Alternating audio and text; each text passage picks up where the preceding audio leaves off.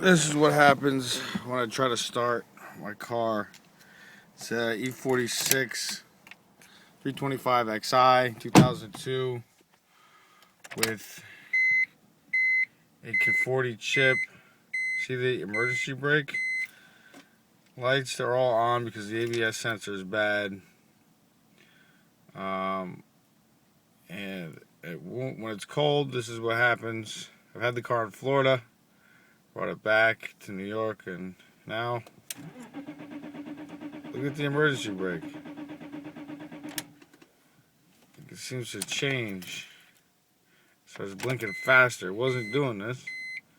Look at the brake. Not pulling anything.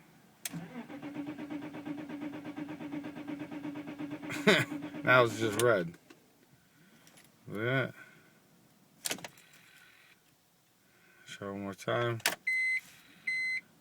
Again, let me start. I'll put some more oil in it, some octane booster.